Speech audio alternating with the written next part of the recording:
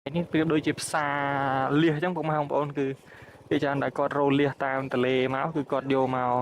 អឺដោះដូរគ្នានៅហ្នឹងឯងលក់ដូរនៅហ្នឹងឯងនៅមួយខាងទៀតនោះគឺគេប្រកបរបរដាំដំណាំអីហ្នឹងគឺល្អមែនទែនទិន្នផលពីច្រើនទៅគឺពោត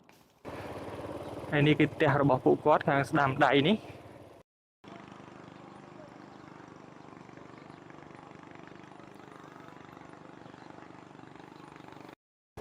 ជម្រាបសួរពុកម៉ែបងប្អូនសូមពុកម៉ែបងប្អូនមកទស្សនាអំពីជីវភាពក៏ដូចជាសកម្មភាពរបស់ពុកម៉ែបងប្អូនដែលគាត់មានទីលំនៅតាមដងទន្លេសាបយើងហ្នឹងហើយនៅក្នុងទឹកដីខេត្តកំពង់ឆ្នាំងគឺជិះចោះពីផ្សារក្រោមមកហើយនេះគឺខ្ញុំកំពុងតែឆ្លងកាត់តាមទំនប់ប្រាំងខាងលើនេះគឺគេបិទទឹកទុកត្រឹមហ្នឹងដើម្បីឲ្យមានទឹកខាងលើនេះហើយនេះខាងក្រោមកន្លែងនេះប្រៀបដូចជាផ្សារលៀសអញ្ចឹងពុកម៉ែបងប្អូនគឺគេច្រើនតែគាត់រោលៀសតាមទន្លេមកគឺគាត់យកមកអឺដោះដូរគ្នានៅហ្នឹងឯងលក់ដូរនៅហ្នឹងឯង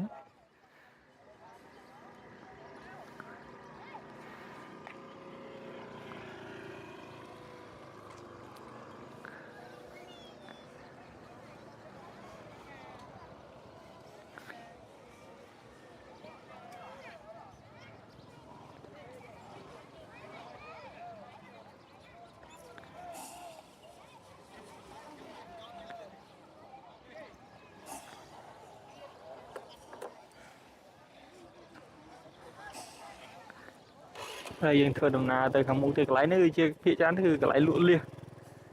គាត់មកយកមកពីទន្លេយកមកពីអីមកគឺ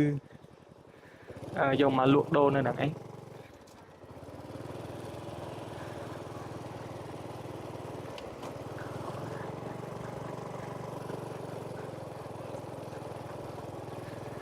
នៅនេះខែ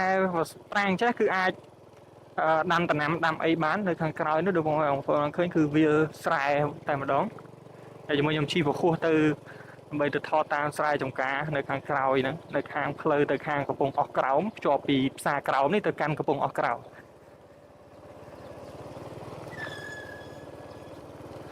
នេះគឺជាដៃទន្លេបងប្អូនបំបែកពីទន្លេសាបមកនោះខាងមុខយើងនោះមើលទៅគឺទន្លេសាបហើយឆ្លងខាងទន្លេនឹង2 3ទន្លេគឺដល់ភ្នំសំទោសភ្នំកងរីពុកម៉ែបងប្អូនអរគ្នា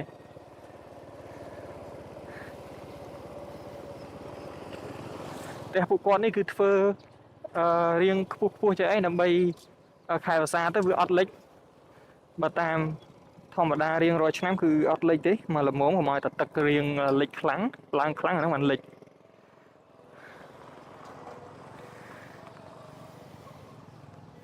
ហើយស្ពាននេះគឺទុកប្រើការនៅពេលដែលទំនប់ប្រាំងដែលខ្ញុំជិះកាត់មិញលិចហ្នឹងគឺគាត់ប្រើប្រាស់ស្ពានឆ្លងនេះដើម្បីឆ្លងមកខាងនេះ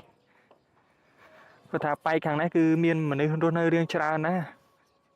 ភូមិមួយធំដែររៀងច្រើនគ្រួសារល្មមដែរ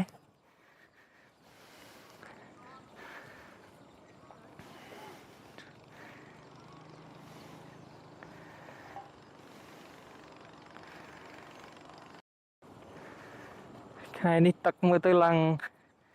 នេះហើយដោយសារតនេះរាក់ឡងពេលខែប្រាំងនេះទៅទូកបានតែទូកតូចតូចទេទូកធំធំដូចតើអីប្រហែលជាចូលមិនរួចទេមើលទៅស្ពាននេះយូរហើយពុកម៉ែបងប្អូនអរគ្នាធ្វើឡើងនេះ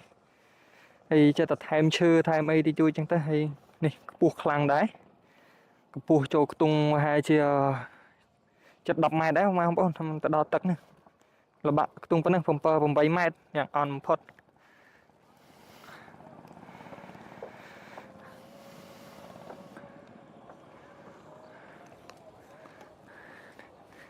នេះគាត់គេដើរមកឆ្លងពីខាងនោះមកនេះអញ្ចឹងមក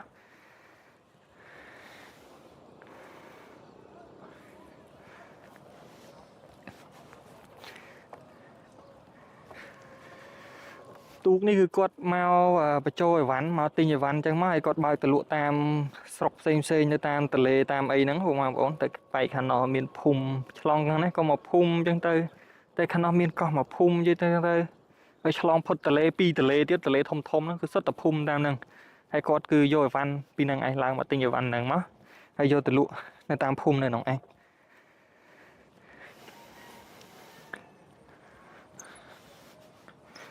ហើយប្រទេសពួកគាត់នេះទៅសធំមែនទែនអូច្រឡំសំទោសមិនមែនធំទៅសគឺច្រើនចង់និយាយថាទៅសច្រើនតុបបន្ទប់អញ្ចឹងទៅ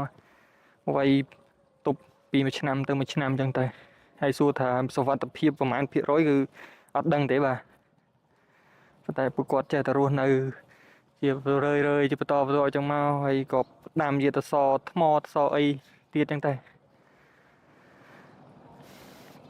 អានេះមើលឃើញថាទឹកស្រករៀងលឿនដែរមើលម្ដងម្លងពេលទឹកខែមួយទេទឹកចោះដល់ក្រោមនេះហើយទឹកទន្លេបន្តហូរចោះទៅនៅមួយខាងទៀតនោះគឺគេប្រកបរបរដាំដំណាំអីហ្នឹងគឺល្អមែនទែនទិន្នផលពីច្រើនទៅគឺពោតពីចាំមកបែកខាងនេះគឺពោតមានពោតសណ្ដែកកម្រដាំដលងមានតែពោតសណ្ដែកម្ទេសអីចឹងទៅដូចបងប្អូនបានឃើញនេះប្រហែលជាសណ្ដែកខាងនេះហើយខាងក្រោយនេះឃើញក្បាលនេះនឹងអាចជាពោតមានពោតមានម្ទេសហើយម្ទេសគឺពីច្រើនគេដាំម្ទេសខ្មាំងហើយក៏ម្ទេសផ្លោកហ្នឹង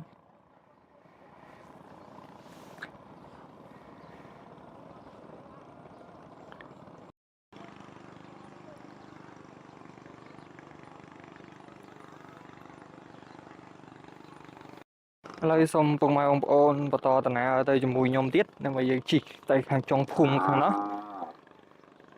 ហើយចាំប្រហែលជាទៅបញ្ចប់វីដេអូនៅខាងចុងនោះឯងអត់មានអីត្រូវថតណាមួយគឺថ្ងៃចាប់ដើមលិចបដាអីចឹងមានតែប៉ុណ្ណឹងក្នុងវីដេអូមួយហ្នឹងសង្ឃឹមថាពុកម៉ែបងប្អូនទាំងអស់គ្នាបានតាមដានទស្សនាអំពីទេសភាពទស្សនវិជ្ជាជីវភាពឬមួយក៏សកម្មភាពផ្សេងរបស់ពុកម៉ែបងប្អូនដែលគាត់រស់នៅតាមដងទន្លេសាបនេះ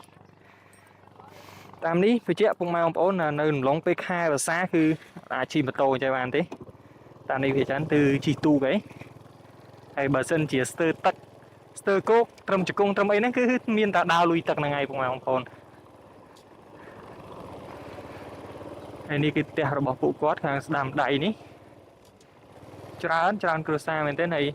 ខាងឆ្វេងដៃនេះគឺជាប់នឹងមាត់ទន្លេតែម្ដង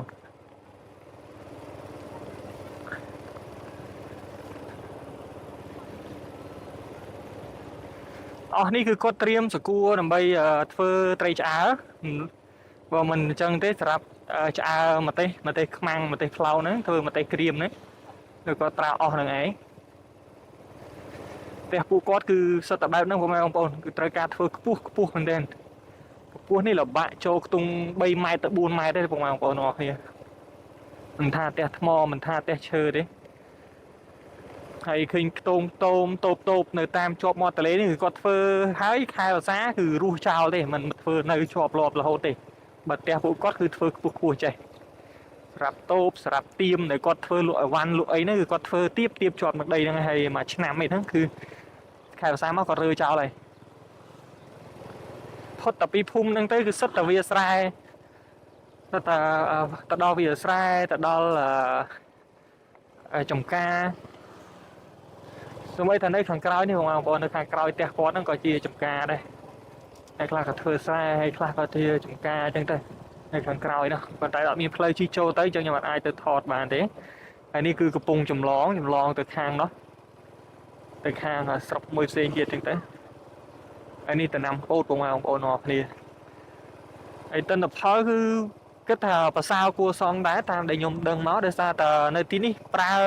ជីអត់សូវច្រើនទេដីមានជីវជាតិស្រាប់ហើយដែលបញ្ហាគឺយើងការពារទៅលើតែប្រភេទសត្វល្អិតហើយនិងកដោការពារកដោបានគឺទិន្នផលគឺល្អហើយនេះបងប្អូនមើលពោតនេះឡើងខៀវស្ងាត់ហ្នឹងបង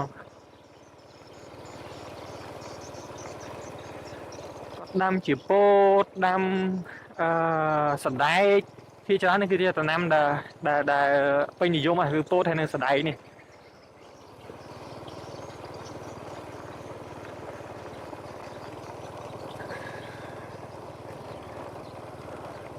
មានត្រប់មានអីចឹងទៅមួយហើយមានពេញប៉ោះមានអីដែរនេះសណ្ដែកបងប្អូននេះសុទ្ធតែសណ្ដែក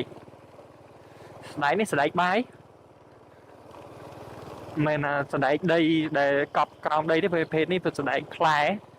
ស្ដែកដែលយកទៅដែលស្ដែកបាយហ្នឹងឯង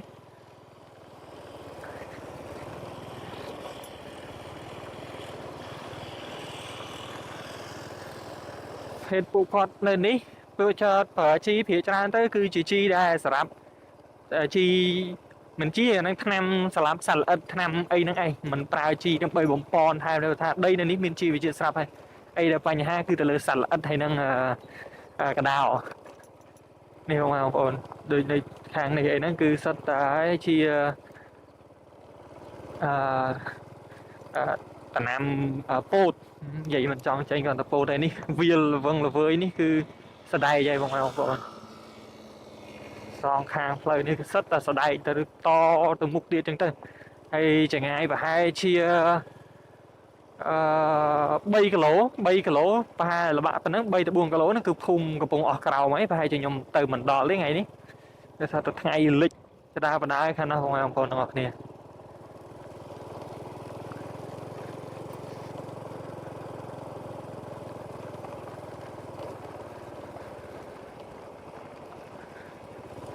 ហើយវីដេអូមួយនេះប្រហែលជាខ្ញុំសូមបញ្ចប់នៅត្រឹមហ្នឹងហើយអរគុណពុកម៉ែបងប្អូនបើសិនជាបានទស្សនាមកដល់